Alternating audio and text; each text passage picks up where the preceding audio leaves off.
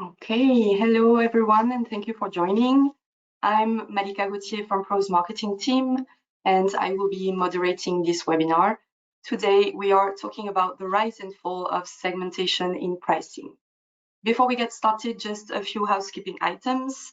This session will last 30 minutes, including a live Q&A.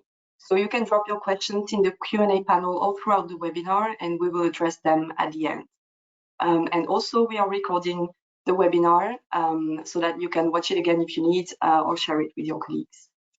Now, your host today is Dominic O'Regan. He's a senior strategic consultant here at Pros. Dominic is a very experienced business consultant and sales professional with a track record of 12 years in SaaS companies. He's been helping a lot of companies across all industries in Europe identify opportunities for margin and revenue improvements through the implementation of pricing and sales optimization strategies. Also, Dominic holds a Bachelor of Science degrees in mathematics and computer science from the Brunel University. And internally, we like to call him our mad scientist, but in a good way, of course. Okay, you can go, Dominic. I'll see you again for Q&A. Fantastic. Just double checking, you'll let me know if I'm not heard or if my slides are not coming up. So I thought that for this session, I would make life as easy as I possibly could for any of the attendees by giving you the conclusion of the 30 minutes right up front. And then if you believe you're fully aligned with me already, you can save yourself 20 minutes, 30 minutes, or you might want to hang on to the contentious last part of the conclusion. Okay, so to give you that sort of teaser as to what's coming, the concept of segmentation, we're going to be looking at how that has been applied in the world of pricing. But I'm going to be coming to the conclusion that it's not a terrible idea. It is, or maybe it was, better than nothing. But that its use needs to be thought about quite carefully. And in particular, I think that it is good, relevant, positive influence on thinking about basic pricing structures and how we build those sorts of structures. So think about things like having list prices and book or market type prices, those sorts of things. We'll explore that a little bit. I don't think it's bad in the context of analytics, and actually I think it's probably has a very positive influence in the concept of analytics, but I do think that we have to be a little bit careful with it in that environment. And I think we have to be careful because I think it can limit our ability to think outside of the box and to find some of the challenges or even opportunities that that might be there if we kind of don't constrain our thinking too much. But the big thing that I'm heading for and heading towards in the next sort of 20 minutes or so is that it is an absolutely horrendous, terrible, poor foundation for any kind of price optimization algorithms or concepts, right? So when we think about price optimization going beyond simple price setting, we start to think about things like how do I use some logic to recommend a good target for a salesperson to negotiate or something like that, those sorts of situations, then I think it is a terrible starting point or foundation, and we'll explore why I think that, and more to the point, what else is out there? Is there another way? And you know, and why have I come to that conclusion, given that most people have been talking about segmentation obsessively over the last 20 years when we think about price optimization, right? Okay, so that's the conclusion we're going to try and get to. So let's start by thinking about where did this concept of segmentation come from, and how does it, how can it be applied? So I did have a little video for you with some music, and it was kind of taken from the beginning of 2001 Space Odyssey, where the monkeys discover the use of tools for the first time, and there's this bomb, very dramatic bit of the film. But anyway, but we couldn't get the music to work on the GoToWebinar thing, so you've just got a little gif here of a monkey getting excited. But he's just discovered the use of tools, and the point I was looking to make is extremely simple, and it is that we have been segmenting since the beginning of time. We have always segmented things, maybe not always in terms of pricing, but we've always been using segmentation concepts. And a really, really simple example of that would be, what am I going to go out and hunt today? Well, I might first say which are the things that are safe to hunt or dangerous to hunt. And then from the things that are safe to hunt, I might decide, well, which can I actually catch and which can't I catch? And now I think about the things that are safe and I can catch. Well, is there any point in catching them? Am I going to spend more calories catching this animal than I'm going to get by eating it, right? And so those sorts of processes are really simple segmentations, right? I can think of, okay, the world of the animal kingdom that I want to hunt and eat. It's a little bit caveman-y, isn't it? But anyway, I have just created a segmentation hierarchy, right? And it's a simple one, and I'm not going to make it overly complex. But what does that concept give me, other than telling me the really obvious thing, which is go after the stuff that's easy to catch and gives me plenty of food? Well, it's a methodology by which I can break the problem down. I can break the problem of working out what I want to attack into smaller steps. I'm organizing information, right? And that organization enables things like strategic thinking.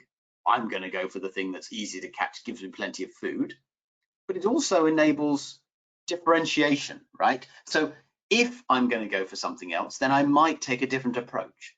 If I find that actually there aren't enough animals that are worth catching that are both safe and slow, but there are loads of them that are a bit on the fast side, but there's plenty of meat, then maybe I think about sending my fastest runners or whatever else, right? I might attack these different segments in different ways.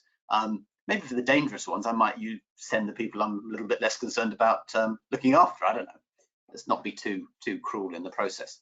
So I honestly think that the concept of segmentation is foundational and fundamental to how we organize and how we think about things, and how we can improve our performance across, what can be a complex environment. So if we start to think about then, how has segmentation come into play and how has it become a fundamental part of the pricing environment, right? So when we think about segmentation in terms of pricing, then we start to think about what are the things that might drive a difference in what our customers are prepared to pay for things, right? And so in the world of segmenting animals, it was, are they an animal or not? Are they dangerous? Are they fast? Are they slow? In the world of pricing, obviously, it's things like, where is our customer? What country or region are they located in? What's the nature of their business? What sort of industry are they in? How much do they spend with me? How about my product? Is there something about my product that might mean I can charge more or less? How quickly do they need my my services? All of these things are equivalent to those sort of simple classification concepts, and they allow us, if we apply them in the right way, to break that problem down, to categorize the challenge, and to start thinking about how we use that to differentiate, to create differentiated pricing, not just differentiated hunting strategies, right? So if we think about then, where do we use segmentation in pricing and what value does it add?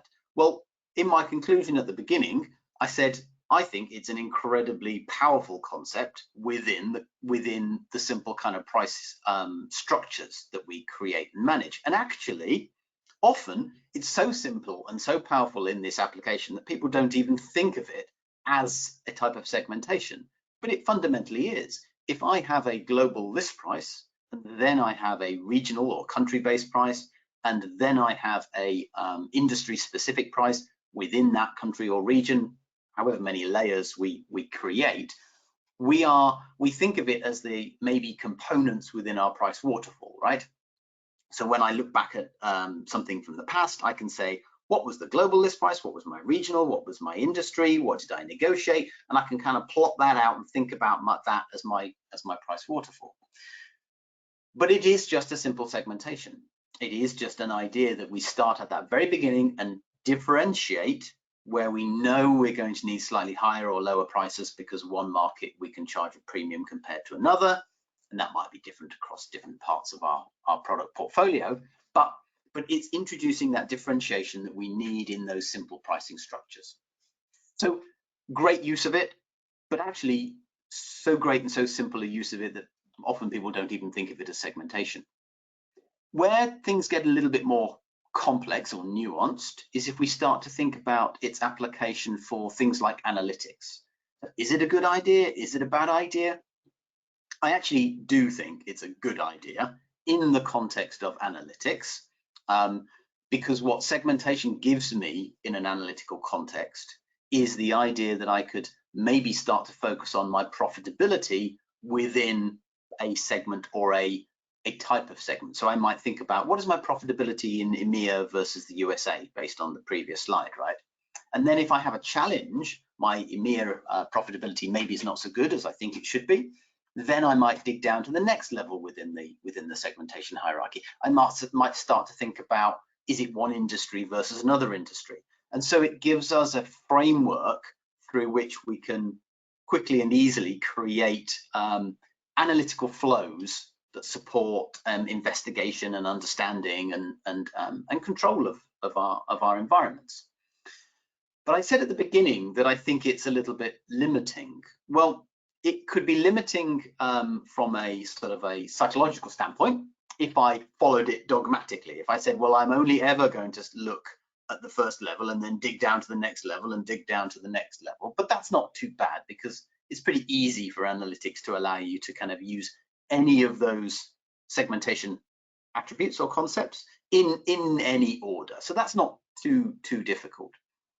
Where I feel it's a little bit limiting, and this is the best parallel I could think of. It's kind of, I think that it creates a structure that encourages you to think about, is my pricing good or bad, or can I improve within that structure, within those attributes and within those segments.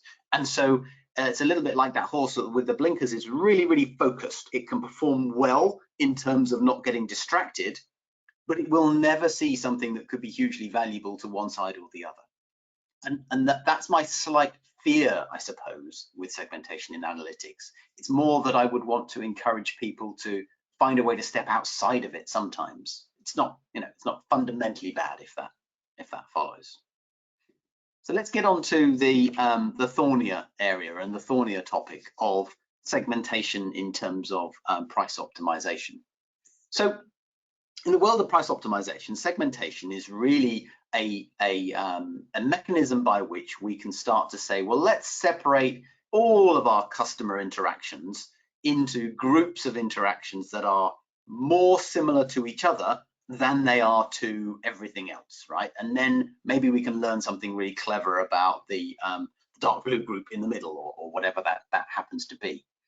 And my fundamental problem with segmentation in this landscape of price optimization is not that it is, because I started by saying it's a terrible idea. It's not terrible. It's only terrible when you realize that there are much better ways of doing it. In fact, it's a bit like when it was the only tool that we had, which has been the case for most companies' kind of journeys into price optimization. The only mechanism that was available was segmentation. And so you can say, well, if I have a problem, which is I want to get this screw into the piece of wood, and the only tool I have is a hammer, will it work? Yes, it probably will, and it will work most of the time, and the screw will hold most of the time. Is it the best way to do it? Absolutely not. As soon as somebody walks in with a screwdriver, you're kind of, wow, okay, we were silly. Maybe there is a better way to do this, right? That's how I think is the best way to think about segmentation when applied to price optimization. So I'll let you into a secret. In price optimization, and this is true across every price optimization scheme or system or algorithm I've seen, and I've seen quite a few over the years, there really are, behind the scenes, two steps. And they're not always visible or clear or understood, but there really are always two steps. And the first is, how does my model, my concept, understand me? How does it understand my business, my data, my history, my pricing challenge? How do I build a foundation upon which it can do something really clever, which is suggest what I ought to do in the future, right? Now, segmentation is that first part. When we use segmentation in price optimization, it is a methodology by which we create a structure for understanding that we may then leverage with really simple or really sophisticated AI. So within the segment, we might do something simple, pick a percentile for your price, or we might do something clever and use elasticity or something like that. But segmentation itself is all about that understanding. So for me, it's a foundation, and I would suggest it's maybe not the best foundation. That's probably the better way of thinking about it in my mind. We are building a house, and if we're using segmentation, I think we're building it on sand. And I think we all know what happens to houses that are not built with a good foundation, right? Well, you could still live in there, I suppose, but it wouldn't be very pleasant, would it? So let's think about that a step further. If we think about the foundation, I actually quite like this. This is another way of thinking about those attributes. And I quite like the idea that you say, let's look at a sentence that describes something we've sold, and then just pull out what are the components in that sentence that we really ought to be using. What do I need to understand? What could be segmentation attributes, or could just be things that are signals that I want to reflect on and I want to be able to leverage when I'm pricing. So where is it, what country, again, the same sort of concepts.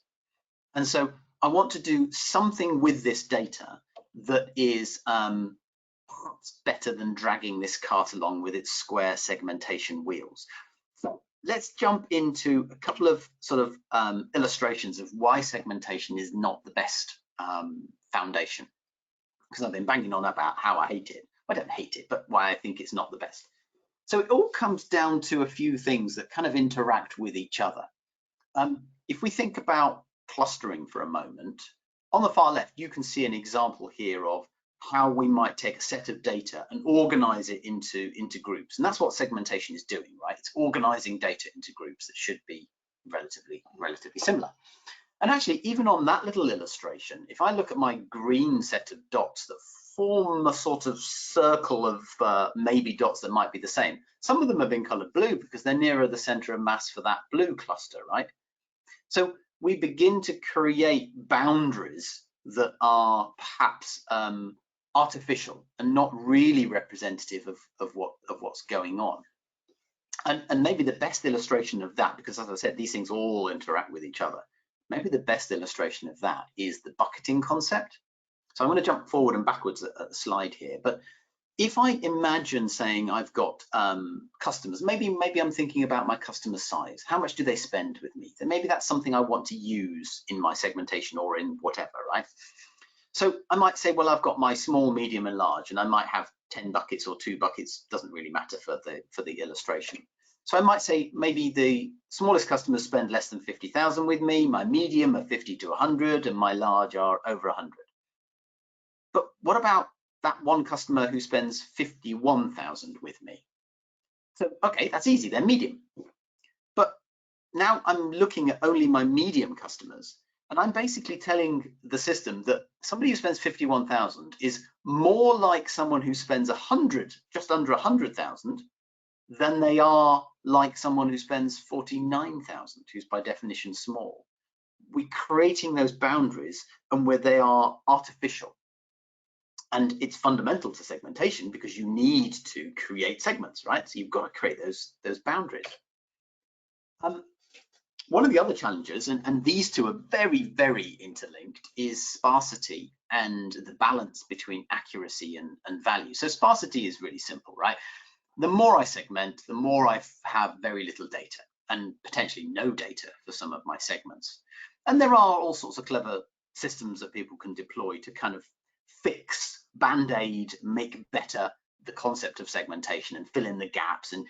But it's really, it's plugging leaks. It's not solving the fundamental challenge. And the best illustration of that fundamental challenge is the balance between accuracy and value. I've got to be careful on my timing now, but this is where it really get to the crux of it, I think.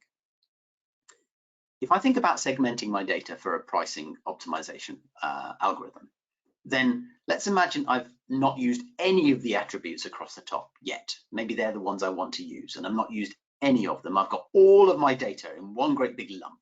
And actually, if that was one segment, my algorithm would look at it and say, woohoo, we've got loads of opportunity to improve price, because I've got lots of prices that are too low compared to the average, maybe, or whatever my algorithm's logic is deploying. So I've got huge opportunity, but it's a terrible segmentation. I've got no understanding of the business. My accuracy is almost zero, right?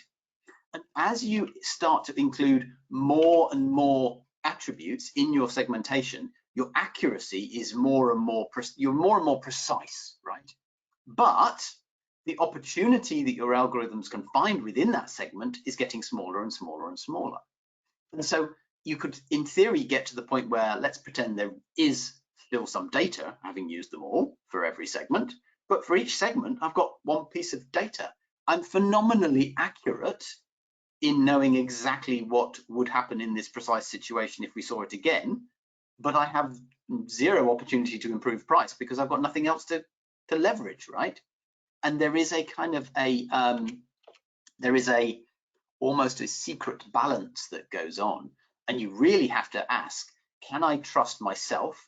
Can I trust my vendor to help me understand when I've gone too far, or when I haven't gone far enough in that segmentation detail? If I over segment or overfit, I get no potential improvement, and if I under segment and underfit, I basically don't have a good model anymore. I don't have something that represents reality. I kind of think of it this way. I think that segmentation is saying that if customers, if customers in a similar situation to me, but they're not the same as me, if they're prepared to pay more than me, then I should be too. And I don't think that's right, because they're similar, they're not the same. And that's the fundamental challenge that I think we have to face with segmentation. So, okay, all that bashing and trashing of segmentation. Is there another way of doing things? And the simple answer is yes, there absolutely is another way of doing it. And I've back to my film references here, of course. And I'm going to double down on the film references as well, because there is a new way of using generative AI to build price optimization algorithms that means that we don't need any segmentation to do it. And that means we get rid of the issues of bucketing, we get rid of attribute limits. By attribute limits, I mean the number of attributes we can use and the types, right? So we can use linear information like the size of the customer, or any other type of linear information. But it's not because of getting rid of these things that I think it's a massive step forward. It's because we get a ginormous leap in accuracy. It's like having 1 million segmentation attributes in terms of our accuracy, but without losing the ability to identify the opportunity to improve price. And it's that balance that the new forms of AI bring that really means it's something that we need to start looking at, and we need to start thinking about how do we move on from that segmentation foundation. Now, on top of those changes, we also get to see what's driving price response.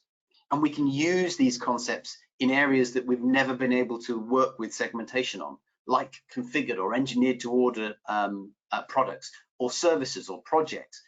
Frankly, we can even use it to generate pricing for new products and new situations where there is no historical data. That sounds crazy, right? But we have to prove that to people, obviously, before they get too excited. So I'm going to bring it back, because I know I rattle on too long and run out of time for Q&A. So I want to make sure we leave some time in case there is any. But back to that conclusion. It was better than nothing. It's not terrible. It is useful. It is relevant for pricing structures and waterfalls.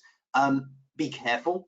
Don't limit your thinking in terms of pricing analytics, but be very, very careful about investing any time and effort now in segmentation concepts as a foundation for optimization, because I think it's simply a thing of the past. I think there is a new way forward, and maybe we make an explanation of how the new way forward works, because I wouldn't be doing a webinar on this without being able to say, and we can do it, right?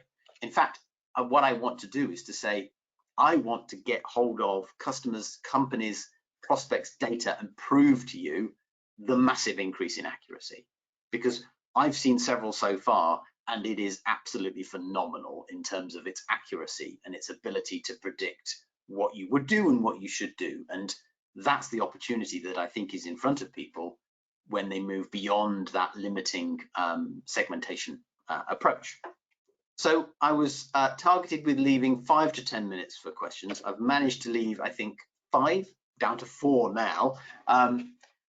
So let's see if we've got any questions out there. And Malika, if you've noticed any on the chat already, then feel free to jump in with them. Yes, okay, so we do have a few minutes and I do have a couple of questions. You can still ask some if you want, and we can also address them by email after the webinar anyways. So first question for you, Dominic, is if I recommend a price to a sales rep without segmentation, how could I explain that price? Yes. So one of the beautiful things about segmentation is if you use it to generate a price and I say to the salesperson, here's my price, I can also share with them the segment definition, right? It's because it's this size customer, it's because it's this country, it's because, and so that kind of gives a comfort in explainability, right? And it is definitely a topic of a more detailed follow-up or a follow-up webinar on how that works when you don't have a segmentation. But the really simple answer is you can still give them the context information. You can still tell them it's because it's this size and it's because of X, Y, and Z. And actually, you maybe are able to create an even more comfortable environment for them than before. Okay. Another question is, I've heard of dynamic segmentation. Does that help? So it definitely makes the segmentation better. I suppose the concept of dynamic segmentation, for anybody that's not familiar with that, when we think about segmentation, we normally think about it as quite a fixed structure. So if I've got country and then industry and then customer size, then for every country I next have industry, and for every industry I next have customer size, right? And dynamic segmentations really are where you say, well, if I'm starting with country, then within each country I'll decide, should I break that down? And if I break it down, what should I break it down by next, right? So that the structure becomes different as the tree builds out. So that's what a dynamic segmentation is. There's other concepts for dynamic segmentation, but that's probably the most common definition. So does it make it better? Well, it makes my segmentation better. Absolutely, it does. But it doesn't change any of the challenges that we've actually laid out here. It removes, what that does better than anything else is gets rid of sparsity. It means you don't get empty segments, but you still have things together in a segment that maybe shouldn't be, that really aren't identical to each other. So it helps, but it doesn't help enough to fix the fundamental issues that are there. Okay, makes sense. Okay, yeah. I do have a couple minutes. Okay, I see one popping. What sources of customer information are you considering for the future of price optimization? So I suppose in a way, what's happened by enabling non-segmentation type optimization is that you are much more free to start trying different types of data and seeing what impact it has. And I mentioned sort of linear data, so kind of, you know, numerical data and metrical data can become much more relevant. So what we're beginning to see is customers looking at things like GDP, for example. Is that actually more relevant than the country that the transaction is happening in? You can look at things like material indices. Any of these sorts of external data sources, you can just test with a model and see whether the model says, I've done better than I did before. You sort of create an environment where it becomes very, very easy to test out ideas and look for sources of data and just give it to a model and say, are you better or worse with this? And the model will tell you, right? It makes it very easy with new AI models to find out, am I better than I was before? Which is actually another challenge with segmentations. If I alter my segmentation, how do I know if I've got something that is fundamentally better or not than I had before? It's very difficult to work that out. All right. Okay, well, we are at time. Thanks a lot, Dominique, for all those insights. We will end this session now and follow up with the remaining questions by email, but thanks everyone for joining, and have a good day. Thanks everyone.